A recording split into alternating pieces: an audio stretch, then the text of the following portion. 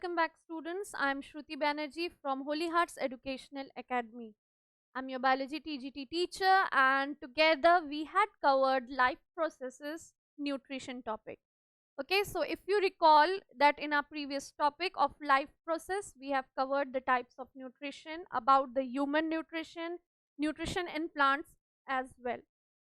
So after a complete break where you were studying our environment, right? I have come back again to the topic of life process nutrition.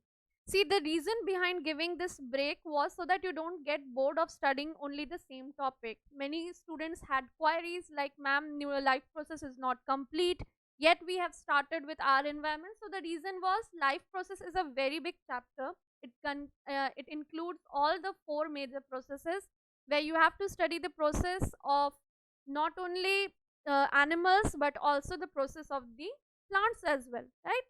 So after a break from our environment, I am coming back to the segment of life process, chapter 6 of class 10th, and from today onwards we will be again covering respiration. Okay, so let's get into it.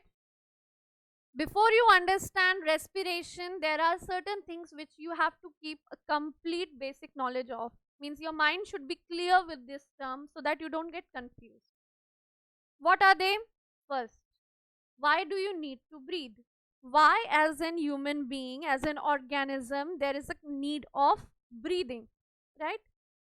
When you are working out, running, doing exercises, so when you are doing all those physical work, you must have observed that the normal breathing process changes and you suddenly start breathing fast and the breathing content becomes shallow, right? You have to take small breaths to take in the oxygen when you are completely running. That breathing is completely different from your normal breathing. Okay, so that fast breathing is also known as shallow breathing. After continuously working out, running, you must have also seen that the certain areas of your body starts having pain. Like here the picture is showing you the calf muscles where it has got cramped. So this is a very general phenomena after exercise or after intense running sessions, that your calf muscles or your other body muscles have cramps. So why do you have cramps? Why does your breathing pattern changes, or what happens as a result of this change in the breathing pattern in your body, and what actually is normal breathing? So there are two concepts that you have to keep in mind. One is breathing and another one is respiration. See, these both the terms up till now you must have felt that they are the same thing. But breathing and respiration in biology are completely different things. First is breathing. What is breathing? Breathing is a physical process. Physical process means only the organs of the body are working here for why? For taking in oxygen and to give out the carbon dioxide. So it is a physical process where the breathing organs, your lungs, your nose are taking in oxygen and giving out carbon dioxide. Breathing also requires the utilization of energy. Whereas when we come to respiration, we see that respiration is actually breaking down of food particles to release energy.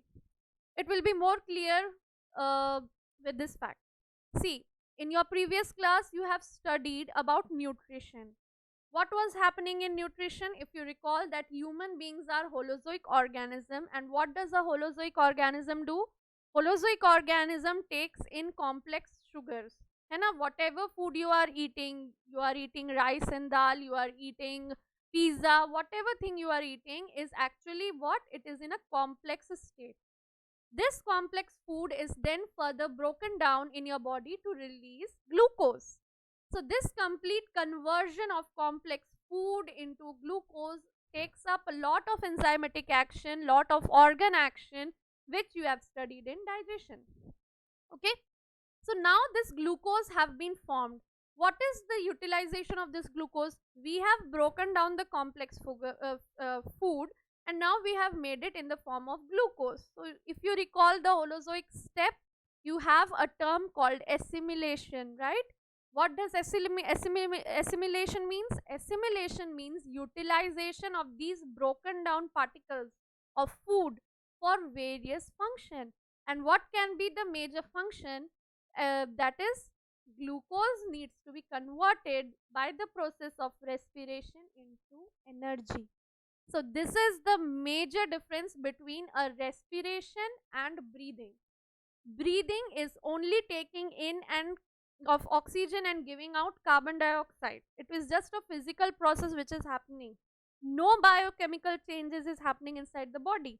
But in case of respiration, the glucose that you have formed after digestion will be broken down to release energy, and you know that energy is stored in a molecular form, that is ATP, adenosine triphosphate. You are aware of this molecule in your previous class 9, right?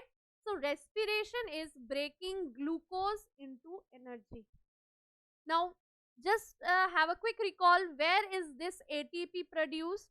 Which organelle is known as the powerhouse of the cell? Yes, it is the mitochondria. So, this energy production is taking place inside an organelle which is known as mitochondria. So, where is this mitochondria located? If I ask you, where is this mitochondria present? It is present inside a cell, of course. So, that is why respiration is also sometimes termed as cellular respiration. So, what is respiration? Respiration is a process of breaking down glucose into energy. But this respiration also requires oxygen molecules. Okay, that is why breathing helps. Why you are breathing? The question of our first question was why you are breathing? You are breathing because your body needs oxygen. Why does your body need oxygen? Your body needs oxygen to undergo a process known as respiration, and with the help of this oxygen, this respiration process will break down glucose into energy. This energy will then be utilized by your liver, by your heart, by your brain to carry out whatever function they want to carry out. Okay, whatever function they want to do in your body. So, this is the basic and the general difference between breathing and respiration. I hope this concept was clear to you, and further the types of respiration and all the other things which are related to it we will be discussing in our further videos. Thank you and have a wonderful day.